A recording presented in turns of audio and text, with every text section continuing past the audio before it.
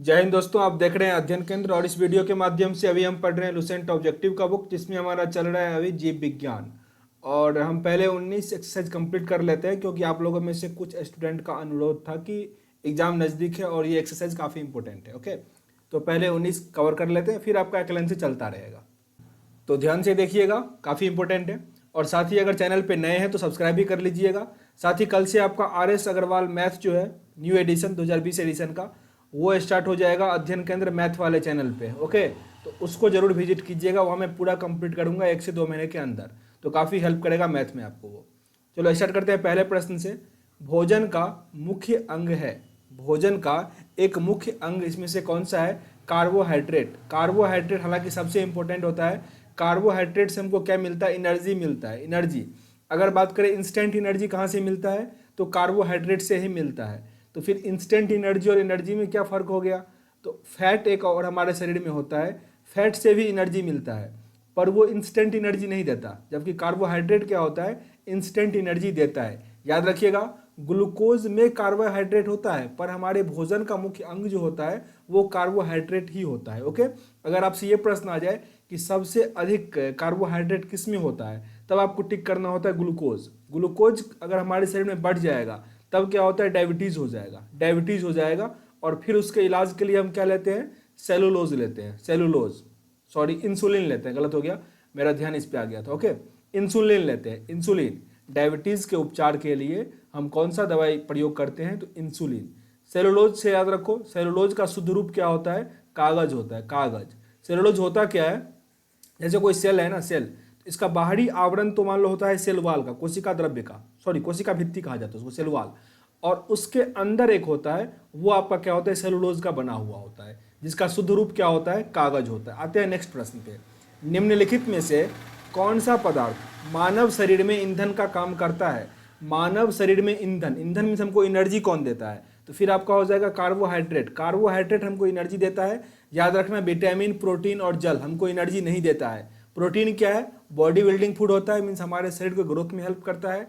Vitamin जो होता है प्रतिरक्षा करता है, मीन्स जीवाणु विषाणु से हमारे शरीर को बचाता है, प्रतिरक्षा करता है।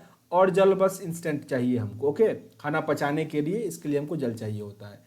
कैप्सूल का आवरण बना होता है, हम लोग जो कैप्सूल खाते हैं उसका आवरण आपको प्लास्टिक टाइप का लगेगा, वो किसका बना होता है? स्टार्च का बना होता है, स्टार्च का बना होता है कैप्सूल का बाहरी आवरण। काफ़ी इंपॉर्टेंट है, याद रखिएगा, किसका बना होता है? स्टार्च का। शहद का प्रमुख घटक कौन सा है? शहद में मेनली होता क्या है? तो शहद में होता है फ्रुक्टोज। फ्रुक्टोज होता है जो कि सबसे अधिक, जो शुगर होता है, शुगर जो होता है सबसे अधिक आपको फ्रुक्टोज में ही मिलता है, सबसे अधिक शुगर फ्रुक्टोज में ही मिलता है। तो साथ ही इसमें कार्बोहाइड्रेट भी क्या होगा? काफ़ी अधिक होगा। ओके, निम्नलिखित में से कौन सी शर्करा तत्काल ऊर्जा प्रदान करती है? तत्काल मतलब वही होगा इंस्टेंट एनर्जी, हमको कौन देता है? तो कार्बोहाइड्रेट। और कार्बोहाइड्रेट का सबसे अच्छा स्रोत कौन सा है? तो ग्लूकोज का मैंने जिक्र किया था। ग्लूकोज क्या होता है? हमको इंस्टेंट एनर्जी देता है। तो तत्काल ऊर्जा का कौन सा स्रोत हो गया? ग्लूकोज। पर याद रखिएगा, ऊर्जा का स्रोत पूछे तब आपका मीन्स कार्बोहाइड्रेट भी होगा और फैट भी होगा, मीन्स फैट का हिंदी वसा होता है। ओके, और कार्बोहाइड्रेट का तो कार्बोहाइड्रेट ही होता है। छठा प्रश्न है हमारा, शहद में मुख्यतः होता है, शहद में मुख्यतः क्या होता है? कार्बोहाइड्रेट होता है, और काफ़ी अधिक मात्रा में होता है, क्योंकि फ्रुक्टोज जो होता है वो काफ़ी अधिक मात्रा में कार्बोहाइड्रेट उसमें होता है। सातवां प्रश्न पे आते हैं, निम्नलिखित में से सर्वाधिक ऊर्जा प्रदान करता है? सर्वाधिक ऊर्जा किस में होता है? यहाँ पे हो जाएगा कार्बोहाइड्रेट, पर अगर आपके ऑप्शन में यहाँ पे फैट आ जाता ना, फैट, तब आपको फैट पे टिक करना पड़ता, क्योंकि ऊर्जा जो होता है वो सबसे अधिक फैट में होता है। लेकिन वही बात है कि इंस्टेंट एनर्जी किस में होता है? कार्बोहाइड्रेट में होता है। मानव शरीर में कार्बोहाइड्रेट पुनः संग्रह होता है, किस फॉर्म में पुनः संग्रह होता है? तो आपका आंसर क्या बनना चाहिए? ग्लाइकोजेन। यहाँ पे ग्लूकोज नहीं है, ये ग्लाइकोजेन है। कार्बोहाइड्रेट जो पुनः संग्रहित होता है वो ग्लाइकोजेन के फॉर्म में। ऑप्शन नंबर डी यहाँ पे सही है।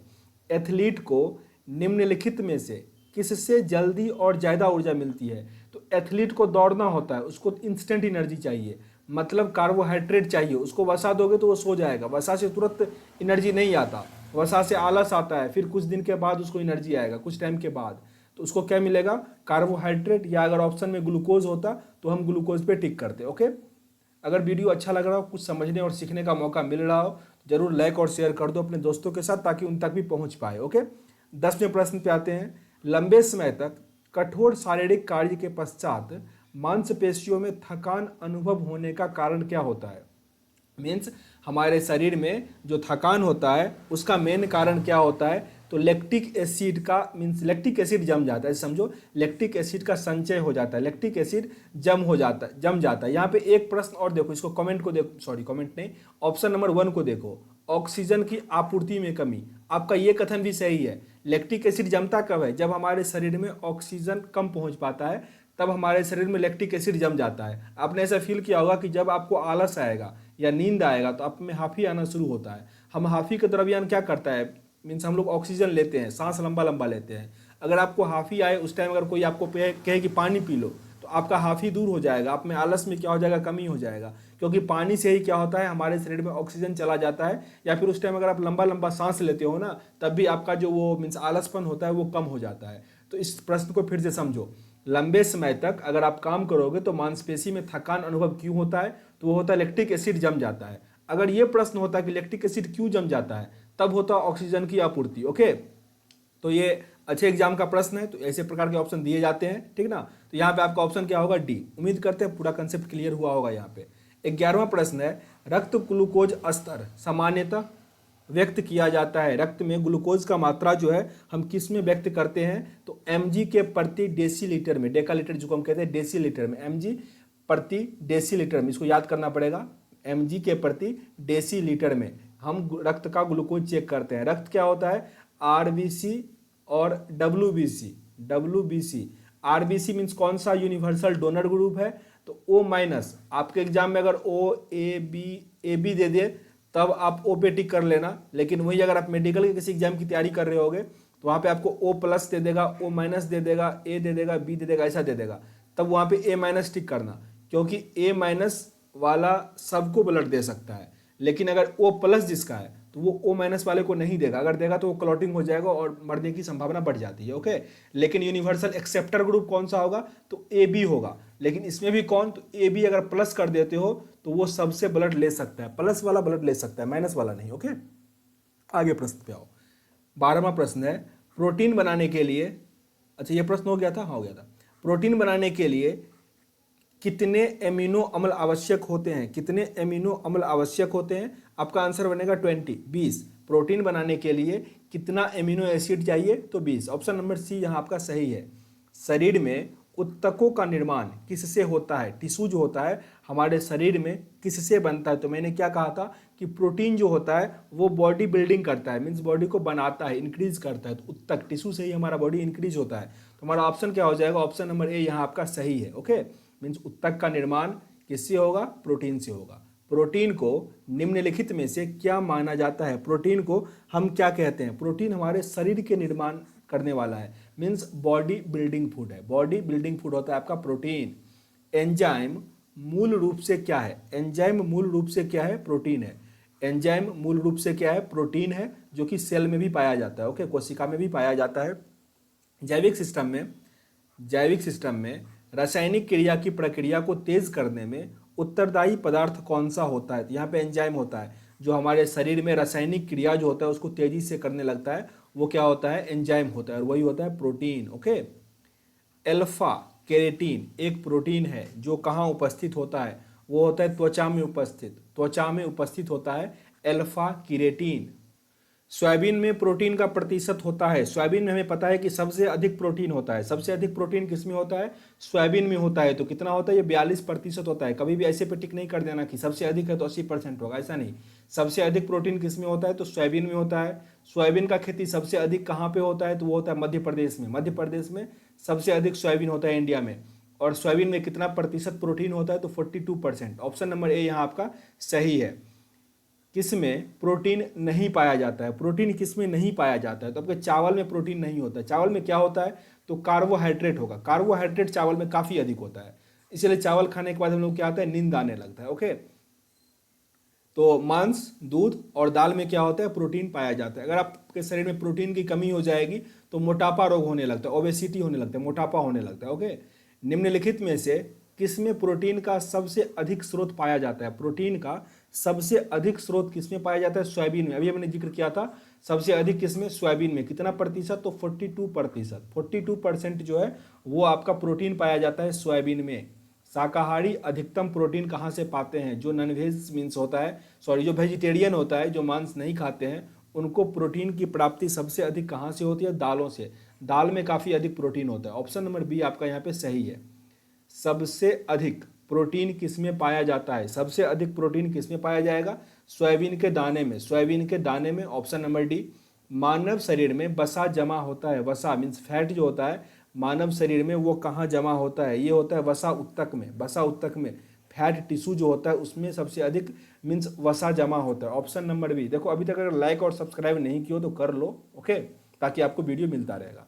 24वां प्रश्न पे आ गए हम लोग। मानव शरीर में त्वचा तल के नीचे विद्यमान वसा निम्नलिखित में से किसके विरुद्ध अवरोधक का काम करता है? ये करता है शरीर की उष्मा का क्षय करता है। शरीर के अंदर जो टेम्परेचर होता है उसको वो कंट्रोल करता है मेनली। ओके, फिर से रिपीट कर लो इसको। मानव शरीर में त्वचा तल के नीचे विद्यमान वसा निम्नलिखित में से किसके विरुद्ध अवरोधक का काम करता है? तो वो उष्मा का क्षय करता है, मीन्स उष्मा के टेम्परेचर को कम करता है। ये हमारे शरीर के लिए हार्म कर जाता है। अगर फैट हमारे शरीर में अधिक हो गया तो वो स्किन के अंदर एक लेयर बना देता है जिससे जो टेम्परेचर बाहर अंदर हो सके उसको वो कम कर देता है। जिससे हमारे शरीर में क्या होता है? एक उमस टाइप की गर्मी होने लगती है। ओके, तो इसको समझना। ऑप्शन नंबर बी यहाँ सही है। जिसका फैट होगा ना उसको गर्मी अधिक लगेगा, इसलिए मोटे लोगों को गर्मी अधिक लगता है। ऑप्शन नंबर बी हालांकि यहाँ आपका सही है। 25वें प्रश्न पे आ गए। ऊंट बिना पानी के कुछ दिनों तक मरुस्थल में रह सकता है, ऐसा वो कैसे कर पाता है? तो उसके कुबर में जमे चिकनाई का प्रयोग करके, उसके कुबर में जमा किए हुए चिकनाई का प्रयोग करके वो लंबे समय तक मीन्स मरुस्थल में रह सकता है। ओके, तो आपको यही लाइन याद करना पड़ेगा, एग्जाम में पूछ लिया जाता है, सेम देगा वो। ये प्रश्न मैं सेम इसलिए कह रहा क्योंकि बिहार एसआई का अगर आप मीन्स कौन सा सेशन था, 2018 से था, उसका क्वेश्चन मैं देखा था तो सेम प्रश्न आ गया था इसमें। ओके, 26वां प्रश्न है। निम्नलिखित भोजन में से किससे प्रति ग्राम सर्वाधिक ऊर्जा प्राप्त होता है? तो सबसे अधिक एनर्जी की बात की जा रही है यहाँ पे।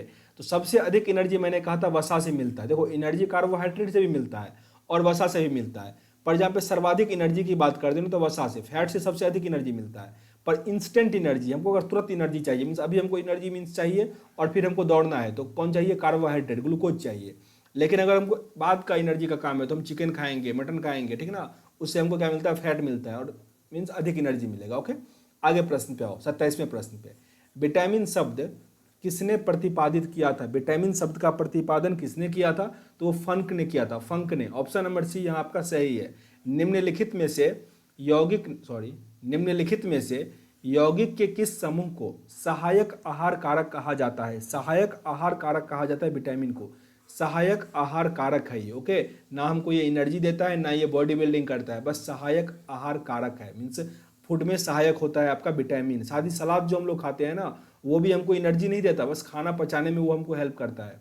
29वां प्रश्न पे आगे है। निम्नलिखित में से किसे रक्षात्मक पदार्थ कहा जाता है? जो हमको प्रोटेक्ट करता है वो पदार्थ कौन सा है? तो वो है विटामिन। वो हमको प्रोटेक्ट करता है, जो भी कीटाणु विषाणु आता है, मीन्स यूँ कह ले कि हमारे इम्यून सिस्टम को, मीन्स आरबीसी जो होता है, रेड ब्लड कॉर्पस्क्यूल या रेड ब्लड सेल, उसको वो क्या करता है? स्ट्रॉन्ग करता है। क्या कमेंट बॉक्स में आप बता पाएंगे कि आरबीसी में आरएनए होता है या नहीं होता है, या डीएनए होता है या नहीं होता है? ये आपको कमेंट बॉक्स में बताना है कि डीएनए जो होता है वो किस में होता है, आरबीसी या डब्ल्यूबीसी में। हालांकि मैंने गलती कह दिया। ओके, फिर से रिपीट कर दो इस प्रश्न को। रक्षात्मक पदार्थ यहाँ पे विटामिन है, हमारे शरीर को जो प्रतिरक्षा प्रदान करते हैं वो डब्ल्यूबीसी करता है। यहाँ पे मैंने आरबीसी लिख दिया था। व्हाइट ब्लड सेल या व्हाइट ब्लड कॉर्पस्क्यूल जो होता है वो हमारे शरीर में प्रतिरक्षा का काम करता है, उसको स्ट्रॉन्ग कौन करता है? तो विटामिन करता है। क्लियर? अभी मैंने आपसे जो प्रश्न पूछा वो था कि आरबीसी या डब्ल्यूबीसी किस में आरएनए होता है या डीएनए होता है या नहीं होता है, ये आपको कमेंट बॉक्स में लिख के बताना है। 30वां प्रश्न है। निम्नलिखित में से कौन सा विटामिन ए का सर्वोत्तम स्रोत है? विटामिन ए जो हमारे आंख के लिए हेल्पफुल होता है उसके लिए सबसे अच्छा स्रोत कौन सा है? गाजर, carrot. Okay, option number A सही है। मानव शरीर में विटामिन ए कहाँ भंडारित होता है? बहुत इंपॉर्टेंट प्रश्न है, यकृत में। ऐसे प्रश्न को काफ़ी अच्छे से याद करना होगा क्योंकि अब ऐसे प्रश्न काफ़ी पूछे जाते हैं। अगर आप पिछली वर्ष एएलपी या ग्रुप डी का एग्जाम कंडक्ट किए होंगे या क्वेश्चन देखे होंगे तो आपको 8 या 9 से अधिक क्वेश्चन पेपर में आपको इस टाइप के प्रश्न मिले होंगे कि विटामिन ए का संचय कहाँ होता है, या फिर 1 मिनट, या फिर मलेरिया टाइप का डिजीज जो होता है वो शरीर के किस पार्ट को प्रभावित करता है। तो इस टाइप के प्रश्न अब अधिक बढ़ रहे हैं, तो उसको भी आपको अच्छे से याद करना होगा। अभी प्रश्न ये है कि विटामिन ए जो है वो कहाँ भंडारित होता है, तो वो होता है यकृत में। यकृत, ऑप्शन नंबर ए सही है। विटामिन ए की कमी से कौन सा रोग फैलता है, तो मैंने क्या कहा, आंख से रिलेटेड, रतौंधी। रतौंधी क्या होता है, विटामिन ए की कमी से होता है। ऑप्शन नंबर सी आपका सही है। निम्नलिखित में से कौन सा एक विटामिन ए का प्रचुरतम स्रोत है, मीन्स विटामिन ए इसमें हमको अधिक मात्रा में मिल जाएगा। तो वो गाजर तो दिया नहीं है, तो ऑप्शन में तो आंसर हमारा क्या हो जाएगा, डी हो जाएगा। Option number D. यहाँ पे विटामिन सी भी मिलता है इसमें, और विटामिन डी भी मिलता है आम में, और विटामिन ए तो मिलता ही है। ओके, विटामिन सी का चेक करने का आसान तरीका है, जो अगर आप दूध में डालोगे दूध फट जाए ना, तो वो समझ लेना कि इसमें विटामिन सी है। ओके, विटामिन सी का रासायनिक सूत्र क्या होता है, एस्कर्बिक एसिड होता है। एस्कर्बिक एसिड होता है। विटामिन सी सबसे अधिक होता है आंवला में, आंवला में होता है। और दूध जो फटता है उसका मेन कारण क्या होता है, लैक्टिक अम्ल उसमें आ जाता है, लैक्टिक एसिड आ जाता है। लैक्टिक एसिड, दूध की शुद्धता मापते हैं हम लैक्टोमीटर से, और दूध से दही बनाने में हेल्प कौन करता है, लैक्टोबैसिलस बैक्टीरिया। 34वें प्रश्न पे आ गए हैं। थायमीन है, थायमीन एक रासायनिक नाम है किसका, विटामिन बी1 का। विटामिन बी1 का रासायनिक नाम है। जैसे अभी हम ऊपर क्या बोले थे कि विटामिन सी का क्या बोले थे, ascorbic acid. Ascorbic acid, vitamin C की कमी से कौन सा रोग होगा, तो स्कर्वी होगा। अगर आपको रासायनिक नाम याद होता है तो काफ़ी हेल्प करता है। जैसे विटामिन बी12 आगे हम पढ़ेंगे, अभी कोबाल्ट हो जाता है। तो उसी प्रकार विटामिन सी का रासायनिक नाम क्या होता है, एस्कर्बिक एसिड। ओके, तो विटामिन सी की कमी से कौन सा रोग होता है, तो स्कर्वी हो जाता है। प्रश्न ऐसे आएगा, स्कर्वी किस विटामिन की कमी से होता है, तो विटामिन सी। यहाँ प्रश्न था विटामिन बी1 का रासायनिक नाम क्या है, तो थायमीन। थायमीन। निम्नलिखित विटामिनों में से किसमें कोबाल्ट होता है, कोबाल्ट किसमें होता है, विटामिन बी12। विटामिन बी12 में कोबाल्ट होता है। ये आपको मिलता है बेल, खाते होगे बेलपत्र या बेल जो पीते होगे, बेल का शरबत, उसमें क्या होता है, विटामिन बी12 होता है। एकमात्र विटामिन है जिसमें कोबाल्ट होता है, कोबाल्ट। कोबाल्ट 60 का प्रयोग हम किस में करते हैं, कमेंट बॉक्स में बताना। तो कोबाल्ट 60 का, चलो मैं बता देता हूँ। कोबाल्ट 60 का प्रयोग कैंसर के उपचार में होता है। कोबाल्ट 60 का प्रयोग कैंसर के उपचार में होता है। 36वां प्रश्न पे आ गए हम।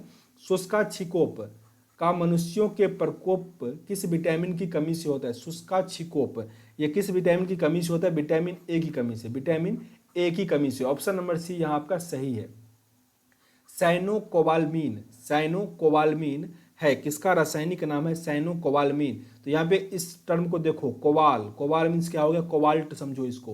तो अभी मैंने क्या पढ़ा, तो कोबाल्ट किसमें होता है, विटामिन बी12 में। आपका आंसर यहाँ पे क्या हो जाएगा, विटामिन बी12। तो रासायनिक नाम याद कर रहे हैं ना, मैं कोशिश करूंगा जो टेलीग्राम का ग्रुप है उसमें मैं ये एक लिस्ट शेयर कर दूंगा, जिसमें आपका विटामिन का नाम रहेगा और उसका रासायनिक नाम दिया रहेगा, आप उसको याद कर लोगे। नहीं तो एक वीडियो ही बना दूंगा उस पर, ताकि आप लंबे समय तक उसको याद कर पाओ। ओके, क्योंकि वो काफ़ी जरूरी होता है, नहीं तो ऐसे प्रश्न में आप फंस जाओगे। साइको कोबाल्मिन किसका रासायनिक नाम है, ओके, या फिर कोबाल्ट किसमें पाया जाता है। तो रासायनिक नाम याद रहेगा ना, तो आप आसानी से टिक कर पाओगे। 38वां प्रश्न है हमारा, विटामिन जो खट्टे फलों में पाया जाता है, अगर फल खट्टा हो गया तो मीन्स कौन सा विटामिन हो गया, विटामिन सी हो गया। फल खट्टा है मीन्स दूध में डालेंगे दूध फट जाएगा, तो विटामिन सी हो जाएगा। ये आपके चर्म के लिए हेल्प करता है, जो स्किन होता है ना, स्किन, उसके लिए वो हेल्प करता है, स्किन डिजीज से बचाता है। स्किन को हम लोग डर्मो कहते हैं, डर्मो मीन्स अगर कोई स्किन का डॉक्टर होगा ना, स्किन का डॉक्टर, हालांकि स्क्रीन और स्किन में जगह कन्फ्यूजन हो जाता है। आदमी का जो शरीर का स्किन कहा जाता है उसको, ओके, और मोबाइल का जो होता है ना उसको स्क्रीन कहा जाता है। तो अभी स्किन की बात कर रहे हैं, ओके। तो जो स्किन का डॉक्टर होगा उसको डर्मोलॉजिस्ट कहा जाता है, डर्मोलॉजिस्ट, ओके। तो डर्मो मतलब स्किन, जहां भी डर्मो से लगा हुआ कोई शब्द आए ना, तो उसको डर्मो मीन्स स्क्रीन समझ लेना, स्किन समझना, ओके। डर्मोलॉजिस्ट मतलब जो चर्म रोग डॉक्टर होगा, मीन्स चमड़े के विशेषज्ञ डॉक्टर जो होंगे, उसको क्या कहा जाएगा, डर्मोलॉजी कहा जाएगा, डर्मोलॉजी। डर्मोलॉजी को डेमो से कंफ्यूज नहीं कर देना, डेमो मतलब भीड़ होता है, डेमो मीन्स भीड़ होता है। डेमोफोबिया अगर लगा दे तो भीड़ से डर, डेमोमानिया लगा दे मीन्स भीड़ से लगाव, ओके।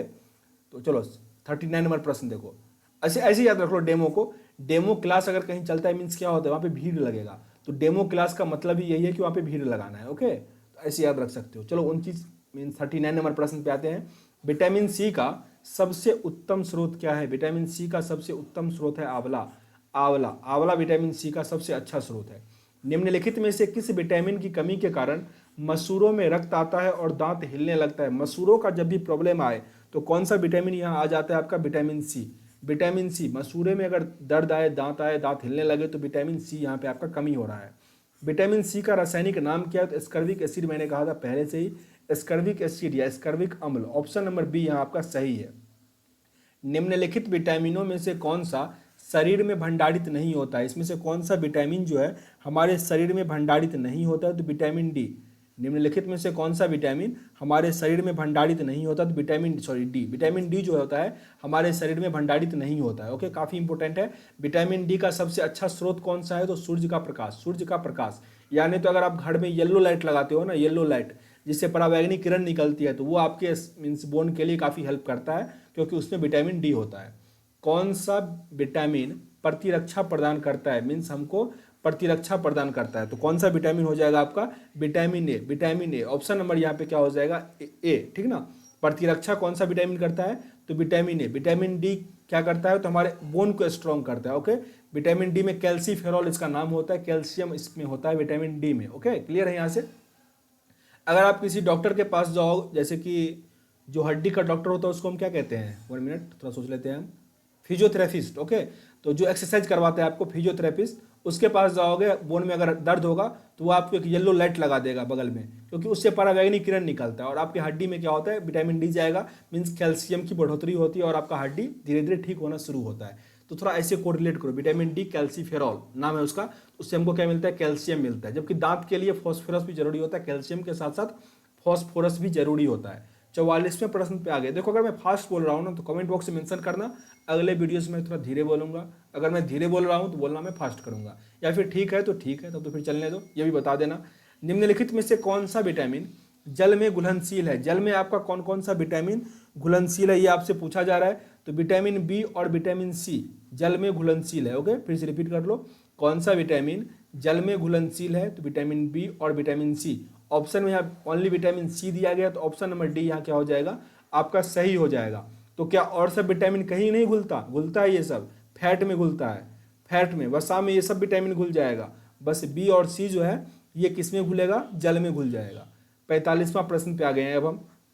प्रातःकालीन धूप में मानव शरीर में निम्नलिखित में से कौन सा विटामिन उत्पन्न होता है? तो जब भी धूप की बात आएगी तो विटामिन डी याद रखना। दोपहर में नहीं बैठ जाना धूप में, धूप काफ़ी तेज होती है, लू लग जाएगा। ओके, डिहाइड्रेशन हो जाएगा। सुबह का धूप में क्या होता है? विटामिन डी होता है। गर्मी में नहीं बैठ जाना, फिर भी ठंडी में बैठना। 46वें प्रश्न पे आ गए हैं। मछलियों के यकृत में फिर से रिपीट कर लो। मछली के यकृत में जो तेल होता है उसमें किसकी प्रचुरता होती है? उसमें होता है विटामिन डी। विटामिन डी की प्रचुरता होती है, ऑप्शन नंबर सी। इसीलिए किसी का अगर बोन टूट जाए ना, हड्डी टूट जाए, उसको कहा जाता है मछली खिलाइए उसको। ओके, क्योंकि उसमें विटामिन डी होता है। कैले कैल्सीफेरॉल, यहाँ पे कैल्सीफेरॉल पे फोकस करो या कैल्शियम पे फोकस करो। ये किस में होता है? Vitamin D. मैंने क्या कहा था? कैल्सीफेरॉल। यहाँ पे कोले कैल्सीफेरॉल लिखा गया है, लेकिन आप कैल्सीफेरॉल भी लिखोगे ना तो ऑप्शन में रहेगा, आपको डिस्क्रिप्टिव तो लिखना नहीं है, तो आप कैल्शियम भी याद रखोगे ना तो काम चल जाएगा। विटामिन डी में क्या होता है? कैल्शियम होता है, और इसका रासायनिक नाम क्या है? कैल्सीफेरॉल या केलो कैल्सीफेरॉल। विटामिन ई का रासायनिक नाम क्या है? अब बहुत पूछता है विटामिन ई। विटामिन ई का है टोकोफेरॉल। विटामिन ई का टोकोफेरॉल। रिपीट कर लो एक बार, विटामिन सी का कैल्सीफेरॉल और विटामिन ई का टोकोफेरॉल। टोकोफेरॉल। विटामिन ई विशेषता किसके लिए महत्वपूर्ण है? विटामिन ई किसके लिए महत्वपूर्ण है? तो ये लिंग ग्रंथि के लिए, जनन तंत्र जो होता है उसको डेवलप करता है हमारा vitamin E. Okay, option number C यहाँ पर आपको सही है। निम्नलिखित विटामिन में से कौन सा एक रक्त के स्कंदन में, मीन्स ब्लड क्लॉटिंग में आपको हेल्प करता है? ब्लड क्लॉटिंग में हेल्प करता है विटामिन के। ब्लड क्लॉटिंग में कौन हेल्प करता है? विटामिन के। अच्छा, यहाँ पे एक प्रश्न आपके मन में हो सकता है आना चाहिए, अगर नहीं आया तो भी आना चाहिए। तो देखो, विटामिन के जो है हमारे शरीर में ब्लड क्लॉटिंग में हेल्प कर देता है। क्यों? क्योंकि ब्लड कटता है ना, मीन्स अगर आपका हाथ पाँव कोई कटा होगा तो ब्लड जो निकलना शुरू होता है, कुछ देर के बाद वो क्लॉटिंग हो जाता है, बहना रुक जाता है। क्लियर? क्योंकि हमारे शरीर में विटामिन के है। तो हमारे शरीर के अंदर जब ब्लड रहता है, विटामिन के तो वहाँ भी रहता है, तो अंदर क्यों नहीं जम जाता है? तो वहाँ पे हमारे शरीर के अंदर क्या होता है? फाइब्रोजीन होता है। फाइब्रोजीन होता है जो विटामिन के को निष्क्रिय करता है और हमारे ब्लड को मीन्स जमने से रोकता है। क्लियर? और जो विटामिन के हेल्प करता है वो जब वायु की उपस्थिति में होता है तब वो काम करता है। क्लियर? ये यहाँ पे फाइब्रोजीन जो मैंने कहा, फैब्रिन जो कहा, उसको थोड़ा याद रखना। ओके, 51वें प्रश्न पे आ गए। मानव शरीर में रक्त का थक्का किस विटामिन से बनता है? तो किस विटामिन से मानव शरीर में रक्त का थक्का बनता है? तो वो हो जाएगा विटामिन के। विटामिन के, रक्त का थक्का विटामिन के, हमेशा याद रखना विटामिन ए। विटामिन के, ऑप्शन नंबर ए यहाँ आपका सही है। तो आज मैंने 51 प्रश्न कंप्लीट किए। इस एक्सरसाइज में टोटल 215 प्रश्न हैं। संभवतः 4 वीडियो आएंगे कम से कम, तब आपका ये कंप्लीट होगा। सेशन अगर अच्छा लग रहा हो तो जरूर लाइक और शेयर करो अपने दोस्तों के साथ, क्योंकि आपका शेयर ही डिपेंड करता है कि मैं कितना फास्ट इसको कवर करूँ। ओके, चलिए मिलते हैं नेक्स्ट वीडियो में, तब तक के लिए जय हिंद। नो